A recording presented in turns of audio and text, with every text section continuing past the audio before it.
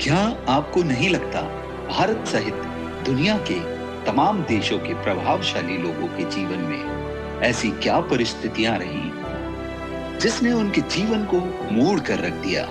ऐसे सभी चरित्रों के जीवन परिचय को जानने के लिए देखिए विजन इंडिया। परम भक्त प्रहलाद जी दैत्यराज हिरण्यकश्यप के पुत्र थे।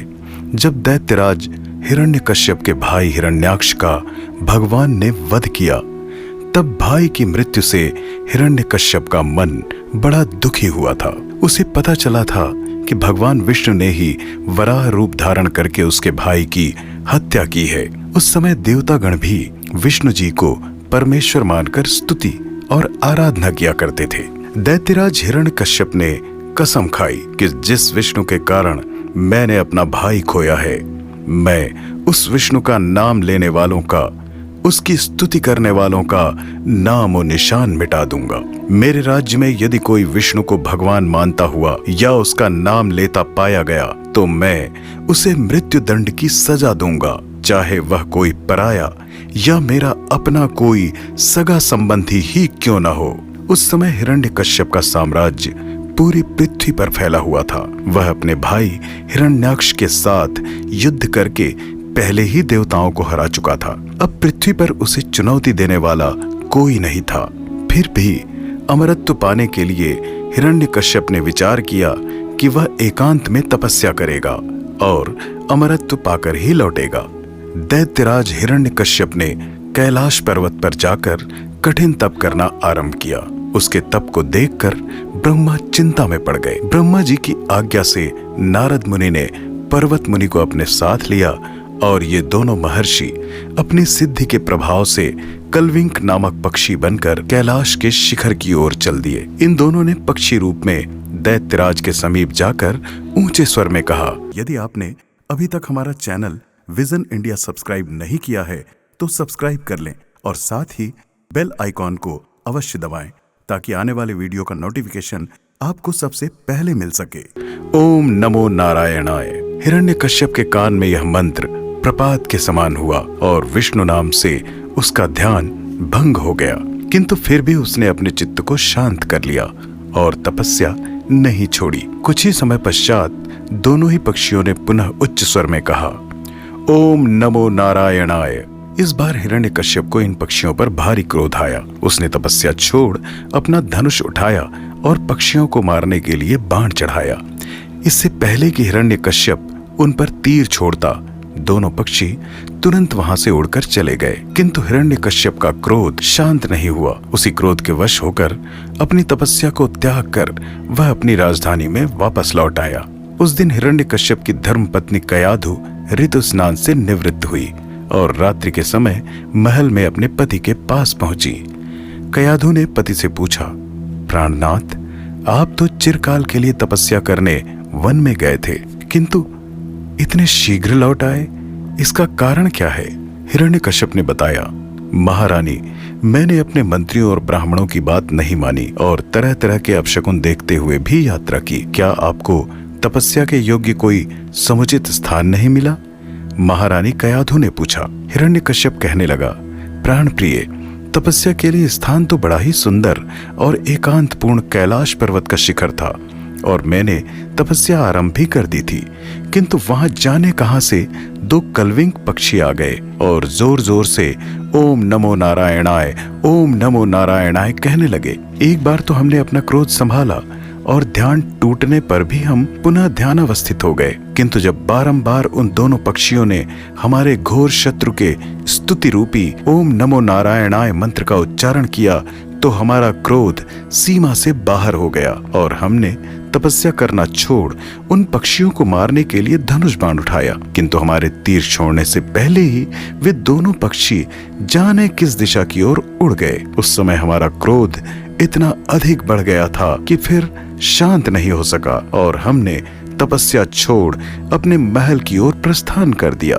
जिस समय दैत्यराज हिरण्यकश्यप ने अपनी धर्मपत्नी कयाधु के समक्ष अपनी आप बीती सुनाते समय ओम नमो नारायणाय मंत्र का उच्चारण किया, उसी समय महारानी कयाधु को गर्भाधान हो गया। मंत्र के प्रभाव से ही दानवी महारानी कयाधु के गर्भ में एक ऐसा परम पुनीत, परम भागवत जीव आ पहुंचा जिसका नाम प्रहलाद था और जिसकी महिमा आज तक सारा संसार गा रहा है। जब महारानी गर्भवती हो गई तो दैत्यराज हिरण्यकश्यप ने बालक के पुंसवन आदि संस्कार संपन्न करने की जिम्मेदारी शुक्राचार्य को सौंपी और मंदराचल पर्वत की कंदरा में पहुंच भीषण तप करना आरंभ किया। उसके उग्र तप का समाचार फैलते ही देवताओं में एक बार फिर से खलबली मच गई। हिरण्यकश्यप की तपस्या बड़ी अद्भुत थी। वह अन्न जल ग्रहण किए बिना आकाश मंडल की ओर टकटकी लगाए हुए अपनी भुजाओं को ऊपर की ओर उठाकर केवल एक अंगूठे पर ही खड़ा रहता था। कई दिनों तक तपस्या करते हुए दैत्यराज मृत प्राय सा हो गया।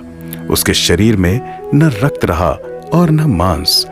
वह सूख कर ठठरी हो गया। शरीर में केवल हड्डियां ही रह गई थीं। हड्डियों पर भी चींटियों ने अपने घर बना लिए। दीमकों ने उसकी देह के चारों ओर अपना आधिपत्य जमा लिया। उसके अंदर चेतना का कहीं कोई चिन्ह दिखाई नहीं देता था। ऐसा प्रतीत होता था मानो किसी काठ के खंभे में दीमक लग गया हो। दैत्यराज हिरण्यकश्यप की यह दशा देखकर इंद्र आदि देवता बड़े प्रसन्न हुए। इसे अच्छा अवसर मानकर देवराज इंद्र ने सब देवताओं को साथ लेकर हिरण्यकश्यप की राजधानी हिरण्यपुर पर घोर आक्रमण कर दिया। युद्ध में असुर सेना की हार हुई। अनेक असुर मारे गए। आइए अब एक महत्वपूर्ण जानकारी। क्या आपको परिश्रम का परिणाम नहीं मिलता? व्यवसाय में नुकसान होता है? कहीं आपकी कुंडली में एकादश भाव में ग्रहों की स्थिति या कुदृष्टि तो नहीं? ऐसी किसी भी समस्या के लिए एस्ट्रो सॉल्यूशंस पर संपर्क करें और समाधान पाएं। अधिक जानकारी के लिए डिस्क्रिप्शन में दिए गए लिंक पर क्लिक करें। और अब आइए जुड़ते हैं अपने मूल विषय पर। और कई असुर भागकर घोर वनों और कंदराओं में जाकर छिप गए। देवराज इंद्र ने दैत्यराज के महल के भीतर घुसकर उसके अंतःपुर को जलाकर भस्म कर दिया और महल का सारा ऐश्वर्य लूट लिया। देवराज इंद्र ने विजय के अभिमान में महारानी कयाधु को भी पकड़ लिया और उसे परेशान करना चाहा। तभी वहां देवर्षि नारद प्रकट हो गए और उन्होंने इंद्र को समझाया कि विजय के मद में तुम जैसे वीरों को मदांध हो जाना उचित नहीं है। तुम इस परम साध्वी गर्भवती महारानी कयाधु को पकड़कर कहां ले जा रहे हो? तुम्हें स्मरण रखना चाहिए कि अपने ही पाप को लोग दुख के रूप में भोगते हैं। इस साध्वी को छोड़ दो देवराज। जब इस तरह नारद के समझाने पर भी इंद्र ने महारानी कयाधु को नहीं छोड़ा तो नारद जी ने उसे समझाया, इसके गर्भ में परम भागवत बालक है देवराज। उसके द्वारा न केवल देवताओं का बल्कि सारे जगत का कल्याण होगा और अधर्म मूलक असुरों का संहार होगा। महर्षि नारद के इस प्रकार समझाने पर देवराज इंद्र ने कयाधु को मुक्त कर दिया। उस समय महारानी इंद्र के व्यवहार से बहुत डरी हुई थी। उसके महल पर देवों ने अधिकार कर लिया था। अतः नारद जी ने कयाधु से कहा, तुम हमारे साथ हमारे आश्रम में चलकर सुख शांति से रहो महारानी। वहां तुम्हें कोई परेशान नहीं करेगा। जब तुम्हारे पतिदेव तपस्या से लौट कर आएंगे तब हम तुमको उनकी सेवा में सुखपूर्वक पहुंचा देंगे। इस तरह महारानी कयाधु नारद जी के आश्रम में पहुंच उनकी पर्ण कुटीर में रहने लगी। वे दानवराज जंभ की पुत्री थी जो हमेशा राजभवनों में निवास करती आई थी। एक दिन गर्भस्थ प्रहलाद अधिक चैतन्य हुए।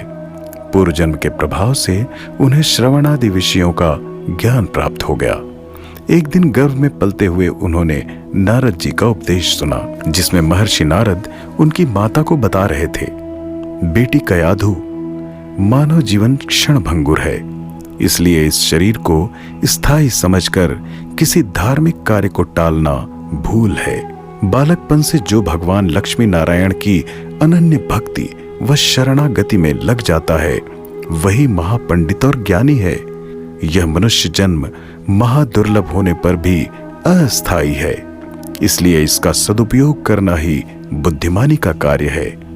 भगवान के यहाँ किसी जाति, अवस्था और लिंग आदि का भेदभाव नहीं है। इंद्रियों के जो सुख हैं सो शरीर के संबंध से देहधारी मात्र को भाग्यानुसार प्राप्त होते हैं। किंतु भगवान की भक्ति आचार्य द्वारा मानव शरीर को प्राप्त होती है। जब दैत्यराज हिरण्यकश्यप की तपस्या पूरी हुई तो ब्रह्मा जी उनके पास पहुंचे और हिरण्यकश्यप से कहा, कश्यप नंदन, तुम्हारी तपस्या पूरी हो गई, अब उठो और मनोवांछित वर मांगो, मैं तुमसे प्रसन्न हूं। दैत्यराज हिरण्यकश्यप ने ब्रह्मा जी के वचन नहीं सुने, क्योंकि वह अभी भी घोर तपस्या में लीन था। तब ब्रह्मा जी ने अपने कमंडल से जल निकाल उसे मंत्रभूत कर जैसे ही दैत्यराज के ऊपर छिड़का तो हिरण्यकश्यप की देह में चेतना का संचार हो गया। उसके शरीर में अमोघ बल उत्पन्न हो गया। उसका शरीर पहले की तरह सुंदरता से युक्त हो गया। उसने ब्रह्मा जी को साष्टांग प्रणाम किया। ब्रह्मा जी बोले, हे पुत्र, अब तक तुमने जो कठिन तप किया है उसका फल आज तुम्हारे सामने उपस्थित है। तुम्हारी जैसी इच्छा हो वैसा वर मांग लो, हम तुमको सब कुछ देने के लिए तैयार हैं। हिरण्यकश्यप ने हाथ जोड़कर कहा, भगवन, यदि आप मुझ पर प्रसन्न हैं तो मुझे अमरत्व प्रदान करें। ब्रह्मा जी ने उसे समझाया, हे दैत्यराज, यह सारा जगत प्रकृति के अधीन है। मैं और शिव भी उसी के आदेशानुसार काम करते हैं। इस जगत में कोई भी अमर नहीं है। मैं भी अपने 100 वर्ष की आयु तक ही रह सकता हूँ। मैं स्वयं ही जब अमर नहीं हूँ तो तुम्हें अमर बनाने में कैसे समर्थ हो सकता हूँ? अमरत्व के अतिरिक्त तुम कुछ और मांग सकते हो। दैत्यराज ने विचार करके वर मांगा, आप मुझे यह वर दें कि आपने जो कुछ बनाया या सृजा है, चाहे वह देव, दानव, दैत्य आदि देव योनि के प्राणी हो और चाहे मानव आदि योनि के प्राणी अथवा कोई भी आपका सृजा हुआ प्राणी हो, उसके द्वारा मेरी मृत्यु न हो। मेरी मृत्यु न घर के भीतर हो, न घर के बाहर हो, न दिन में हो, न रात में हो। मेरी मृत्यु न पृथ्वी पर हो और न आकाश में हो। यदि आपने अभी तक हमारा चैनल विजन इंडिया सब्सक्राइब नहीं किया है तो सब्सक्राइब कर लें और साथ ही बेल आइकॉन को अवश्य दबाएं ताकि आने वाले वीडियो का नोटिफिकेशन आपको सबसे पहले मिल सके। न मुझे प्राणी मार सके न अप्राणी। इतना ही नहीं, मैं इसी शरीर से आपके समान लोकपालों का अधिपति बना रहूं। दैत्यराज के इस अद्भुत वर को स्वीकार करके ब्रह्मा जी ने तथास्तु कहा और अपने लोक को चले गए। ब्रह्मा जी से वर पाकर हिरण्यकश्यप बड़ा प्रसन्न हुआ। उसने समझा कि अब कोई उसका वध नहीं कर सकता। उसकी मृत्यु कभी नहीं होगी, वो अमर है। ब्रह्मा जी से वर पाकर दैत्यराज हिरण्यकश्यप अपनी राजधानी हिरण्यपुर में लौटे, जो आज मुल्तान के नाम से प्रसिद्ध है। राजधानी में देवराज इंद्र ने जो विध्वंस और अधम कृत्य किए थे, उन्हें सुनकर उसे इंद्र पर बहुत क्रोध आया, किंतु मन में धैर्य धारण कर पहले उसने अपनी उजड़ी हुई राजधानी पुनः सजाई। महर्षि नारद महारानी कयाधु को उनके पास ले आए। दैत्यराज हिरण्यकश्यप अब पहले की तरह अपना शासन संभालने लगा। उसने अपने पूरे राज्य में ढिंढोरा पिटवा दिया कि यदि कोई स्त्री, पुरुष अथवा बालक किसी भी देवता की पूजा करेगा या देवताओं का पक्ष लेने वाले विष्णु की पूजा अर्चना करेगा तो उसे कठोर दंड दिया जाएगा। यदि कोई विष्णु का नाम भी उच्चारण करेगा तो उसको भी कारागार में बंद कर कठोर दंड दिया जाएगा। इस ढिंढोरे से सारे साम्राज्य में हलचल मच गई। हिरण्यकश्यप के सिपाही और कर्मचारी विष्णु भक्तों को सताने लगे।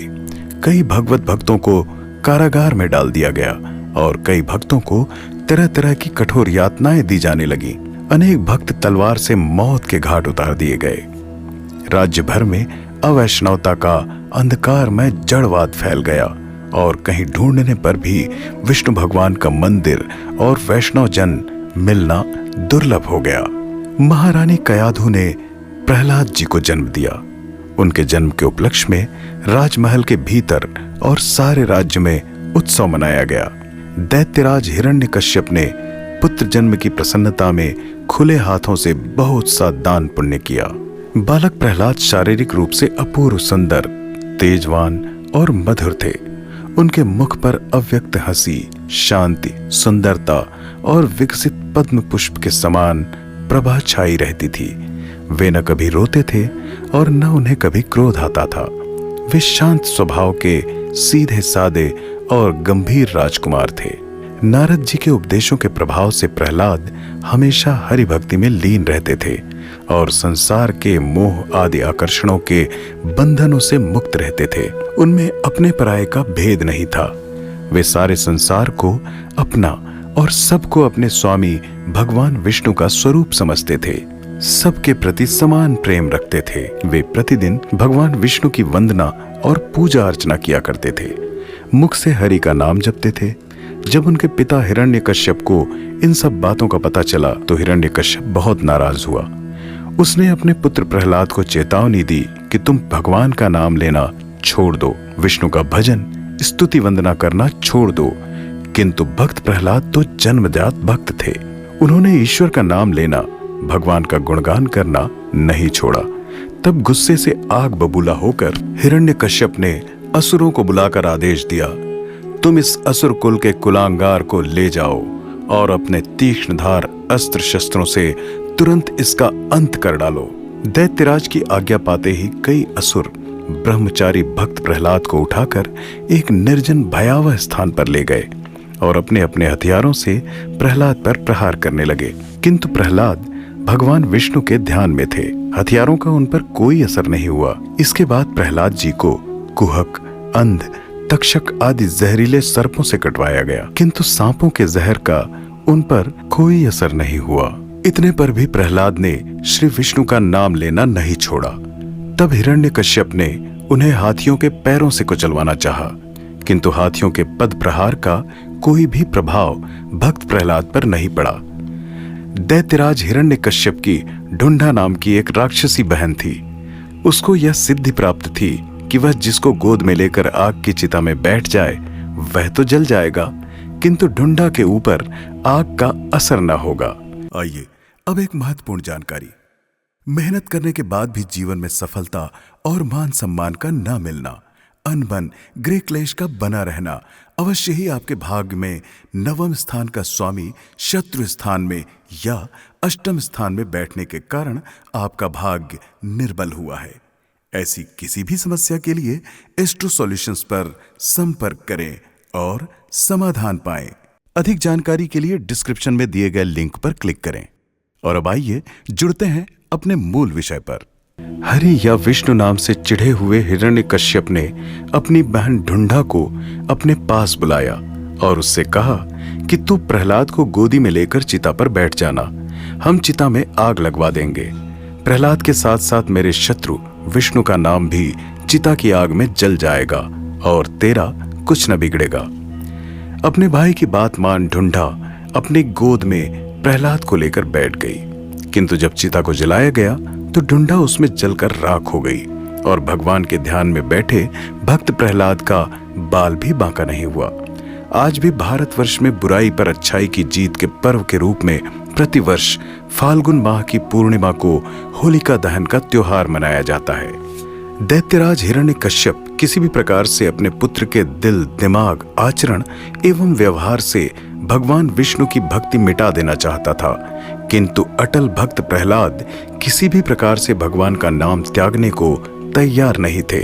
उनकी भक्ति आराधनाओं से कुपित होकर अब उनका पिता उसका नामो निशान मिटा देना चाहता था। श्री विष्णु के प्रति उसने अपने मन में इतना तीक्ष्ण बैर पाल रखा था कि अपने ही बेटे के प्राण लेने पर तुल गया था। एक दिन दैत्यराज हिरण्यकश्यप ने अपने महल के रसोइयों को अपने पास बुलाकर कहा, आज तुम प्रहलाद के भोजन में जहर मिला देना। विषयुक्त भोजन को खाते ही वह सदा के लिए शांत हो जाएगा। रसोइयों ने विष को मिलाकर मोदक बनाए और उन्हें लेकर प्रहलाद के पास पहुंचे। रसोइये प्रहलाद से कहने लगे, माता जी ने इन मोदकों को तुम्हारे लिए भेजा है। प्रहलाद जी ने अपनी माँ के प्रेम का आदर करते हुए वे लड्डू भगवान को अर्पण करके खा लिए, किंतु उन्हें कुछ भी नुकसान नहीं हुआ। जब हैरान हुए रसोइयों ने यह समाचार दैत्यराज को सुनाया और कहा, महाराज अब अति हो गई। जिस विष्णु नाम के उच्चारण करने के अपराध में हम लोगों ने असंख्य ब्राह्मणों को मार डाला है, अब नगर भर के बालक आपके पुत्र की भक्ति से प्रभावित होकर विष्णु के नामों का प्रातःकाल और संध्या काल नित्य कीर्तन करते हैं, आप उन बालकों का वध कर डालो। हिरण्यकश्यप बोला, नगर के लड़कों का वध करके क्या होगा? उनकी अपेक्षा प्रहलाद का ही वध करना उचित और सरल है। हिरण्यकश्यप ने अपने बलवान सैनिकों को अपने पास बुलाकर उन्हें आदेश दिया, हे असुर वीरों, तुम लोग प्रहलाद को इस 7 मंजिले महल से उठाकर ऊपरी मंजिल पर ले जाओ और इसे ऊपर से नीचे जमीन पर इस प्रकार पटक दो कि इसकी एक एक हड्डी चूर चूर हो जाए। दैत्यराज की आज्ञा मिलते ही असुरों ने बड़े हर्ष और क्रोध के साथ प्रहलाद को उठाकर महल की छत से नीचे धरती की ओर इस प्रकार बलपूर्वक फेंका कि गिरने पर उनका नामो निशान बाकी न रहे। किंतु भगवान का नाम जप रहे भक्त प्रहलाद को पृथ्वी पर गिर जाने पर भी तनिक चोट नहीं आई। भगवान ने उन्हें अपने हाथों में उठा लिया।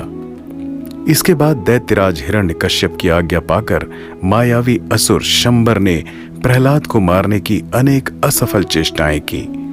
कभी वह उनको आकाश में उड़ा ले जाता तो कभी उन्हें तलातल पाताल लोक में घुसा ले जाता।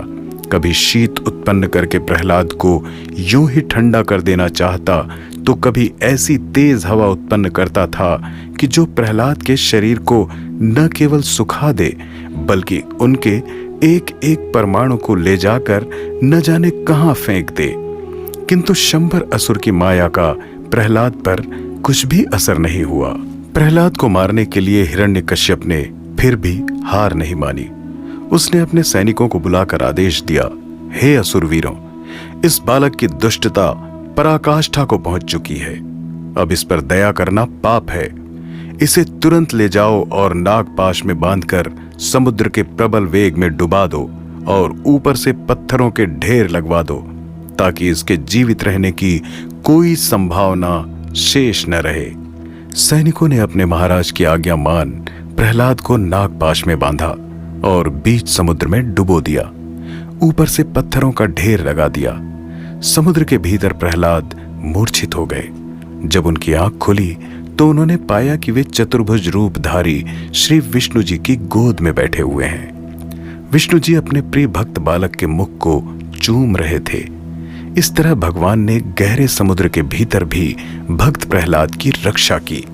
उस समय दैत्यराज हिरण्यकश्यप के गुरु शुक्राचार्य तीर्थ यात्रा पर गए हुए थे। जब वे तीर्थ यात्रा से लौट कर आए तो अपने शिष्य हिरण्यकश्यप से मिलने उसके राजमहल में पहुंचे। उन्होंने जब दैत्यराज का कुशल क्षेम पूछा तो हिरण्यकश्यप ने बताया, गुरुदेव, आज रात को मैंने बहुत ही विचित्र स्वप्न देखे हैं। मैंने देखा कि राजसभा में मेरे सामने ही वज्रपात हुआ जिससे सारी सभा नष्ट भ्रष्ट हो गई। मैं शिकार खेलने गया तो मुझे जंगली हाथियों ने खदेड़ा जिसके कारण मुझे भागना पड़ा। सबसे बुरी बात मैंने यह देखी कि महारानी कयाधु बड़ी ही विकलता से विलाप करती हुई रो रही है। इसके अलावा मुझे कल दिन में भी अनेक अपशकुन दिखाई दिए थे। हिरण्यकश्यप की बात सुनकर दैत्य गुरु शुक्राचार्य बोले, हे शिष्य, जिस राजा को ऐसे स्वप्न दिखाई देते हैं और जिस राजा के देश में ऐसे उत्पात और अपशकुन होते हैं, उस राजा का या तो देश छिन जाता है या वो स्वयं मारा जाता है। इसके बाद शुक्राचार्य दैत्यराज को आशीर्वाद देकर चले गए। हिरण्यकश्यप वहां से उठकर अपनी राजसभा में आया। उस समय उसके ऊपर ब्रह्मशाप का काल उपस्थित हो गया था। उस शाप के प्रभाव से हिरण्यकश्यप का ध्यान अपने पुत्र प्रहलाद की हरि भक्ति की ओर गया। उसने प्रहलाद को अपने सामने बुलवाया और क्रोधपूर्वक उनसे पूछा, अरे दुष्ट, क्या अभी तक तेरी मूर्खता नहीं गई? क्या तू सचमुच अब मेरे ही हाथों मरना चाहता है? क्या अब भी अपनी दुष्टता छोड़कर मेरी आज्ञा का पालन नहीं करेगा? मैं तीनों लोकों का एकमात्र स्वामी हूं, इसलिए तू मुझको ही ईश्वर मान और मेरी पूजा कर। उस दुष्ट शत्रु नारायण का नाम छोड़ दे। अपने पिता की बात सुनकर प्रहलाद गर्वपूर्वक कहने लगे, जिन पर ब्रह्म भगवान कृष्ण का सनकादि योगी राज ध्यान करते हैं, जिनको ब्रह्मा, शिव, इंद्र आदि देवतागण पूजते हैं, मैं उन्हीं पर ब्रह्म नारायण की लक्ष्मी जी के सहित पूजा करूंगा। प्रहलाद के ऐसे निर्भीक ओजस्वी वचनों को सुनकर दैत्यराज के शरीर में आग लग गई। उसने प्रहलाद से क्रोध में चिल्लाकर पूछा, जिसकी तू प्रशंसा करता है, बता वह तेरा विष्णु कहां है? प्रहलाद ने उत्तर दिया, मेरे प्रभु हर जगह हैं, वह यहां आपकी राजसभा में भी हैं। आइए अब एक महत्वपूर्ण जानकारी। क्या आपकी कुंडली में ग्रह दोष है?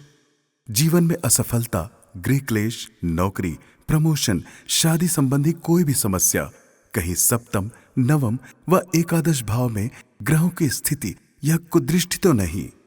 निदान पाने के लिए H2 सॉल्यूशंस पर संपर्क करें और समाधान पाएं। अधिक जानकारी के लिए डिस्क्रिप्शन में दिए गए लिंक पर क्लिक करें। और अब आइए जुड़ते हैं अपने मूल विषय पर। हिरण्यकश्यप ने पुनः सामने स्थित खंभे की ओर इशारा करके पूछा, क्या वह इस खंभे में भी है? प्रहलाद ने उत्तर दिया, मेरे प्रभु मुझे इस खंभे में भी दिखाई पड़ रहे हैं पिताजी। प्रहलाद की यह बात सुनकर हिरण्यकश्यप सहसा अपने राज सिंहासन से कूद पड़ा। उसने अपनी तलवार लेकर खंभे पर मुष्टि प्रहार किया। उसके मुष्टि प्रहार से खंभे में सहसा भयंकर एवं घोर गर्जन हुआ। उस खंभे के भीतर से भगवान श्रीहरि नृसिंह का रूप धारण करके प्रकट हुए। उनका भयानक रूप देख दैत्यराज हिरण्यकश्यप घबरा गया। भय के मारे उसने अपनी आंखें बंद कर ली। उसका शरीर मृतप्राय और अचेत सा हो गया। श्री नृसिंह भगवान ने दैत्यराज को उठाकर अपनी जांघ पर रखा और तीक्ष्ण नखों से उसका उदर विदीर्ण कर डाला। उसकी अतड़ियां निकालकर अपने गले में विजयमाला के रूप में धारण कर ली। पलक झपकते ही भगवान ने उस अत्याचारी असुर का अंत कर डाला। भक्त प्रहलाद ने भगवान का यह रूप और लीला देखकर उन्हें साष्टांग प्रणाम किया और हाथ जोड़कर भगवान की स्तुति करने लगे। दैत्यराज हिरण्यकश्यप का अब अंत हो चुका था। उसके कारागार से सभी देवताओं को मुक्त कर दिया गया। हिरण्यकश्यप के मारे जाने से सारे संसार में आनंद छा गया और देवताओं के दुखों का अंत हो गया। नृसिंह रूपधारी भगवान ने दैत्यराज का अंत करके प्रसन्नता पूर्वक भक्त प्रहलाद से कहा, हे प्रहलाद, तुम्हारा कल्याण हो। मैं तुमसे अत्यंत प्रसन्न हूं। तुम मुझसे कोई भी वर मांग सकते हो। प्रहलाद जी हाथ जोड़कर विनय पूर्वक कहने लगे, हे प्रभु, मेरे हृदय में कभी किसी वस्तु की कामना का अंकुर उत्पन्न न हो। मेरे मन में कभी वर की इच्छा ही उत्पन्न न हो। पिता की मृत्यु के बाद प्रहलाद जी जब बड़े हुए तो उनकी माता ने उनका विवाह अपने वृद्ध मंत्री वज्रदंत की एकमात्र कन्या सुवर्णा के साथ धूमधाम से कर दिया। इसके बाद प्रहलाद का राज्याभिषेक हुआ और वे राज सिंहासन पर राजा बनकर बैठे। उनके राजा बनने पर संपूर्ण हिरण्यपुर में उत्सव मनाया गया। सम्राट होकर भी प्रहलाद पूर्ववत निरभिमानी थे। शासन दंडधारी होकर भी वे प्राणी मात्र के लिए दया निधान थे और गृहाश्रमी होकर भी परम विरागी थे। वे संसार को पहले की तरह अब भी बंधन ही समझते थे। उन्हें अपना सारा साम्राज्य और अपनी सारी प्रजा समान रूप से प्यारी थी। प्रहलाद जी की धर्मपत्नी महारानी सुवर्णा के गर्भ से विरोचन नाम के एक पुत्र का जन्म हुआ, जिन्होंने आगे चलकर हिरण्यपुर का शासन संभाला। जब प्रहलाद जी के पुत्र विरोचन युवा हुए तो प्रहलाद जी ने अपना राजपाट उन्हें सौंप दिया। प्रहलाद की रुचि अब राजकार्यों में नहीं रही थी। वे शेष जीवन में भगवान की भक्ति आराधना करना चाहते थे। प्रहलाद अपना राजमहल त्याग कर तपोभूमि नैमिषारण्य चले गए और वहां भगवत स्मरण में अपना समय व्यतीत करने लगे। सम्राट विरोचन के बाद विरोचन के पुत्र बाली ने हिरण्यपुर का शासन संभाला। अब तक तपोमूर्ति प्रहलाद नैमिषारण्य तीर्थ में अत्यंत वृद्ध हो चुके थे। एक दिन राजा बाली ने राजसभा में अपने गुरु शुक्राचार्य से अपने पितामह प्रहलाद की ज्ञान गरिमापूर्ण प्रशंसा सुनी तो वे अपने पितामह के दर्शनों के लिए व्याकुल हो उठे। उस समय राजा बाली का स्वर्ग नगरी अमरावती पर शासन था और अमरावती उसकी राजधानी थी। शुक्राचार्य की प्रार्थना पर वृद्ध प्रहलाद अपने पौत्र बाली से मिलने अमरावती आए और उन्होंने बाली को राजधर्म का उपदेश दिया। इसके बाद वे पुनः तपोवन लौट गए और भगवान विष्णु का ध्यान करते हुए एक दिन वन में ही अपने जीवन की अंतिम सांस ली। ऐसे भक्त प्रवर प्रहलाद जी को शत शत नमन। ये वीडियो आपको कैसा लगा और आगे आप किस विषय अथवा चरित्र के बारे में वीडियो देखना चाहते हैं, कमेंट बॉक्स में अवश्य बताएं। और यदि आपने अभी तक हमारा चैनल विजन इंडिया सब्सक्राइब नहीं किया है तो सब्सक्राइब कर लें और साथ ही बेल आइकॉन को अवश्य दबाएं ताकि आने वाले वीडियो का नोटिफिकेशन आपको सबसे पहले मिल सके।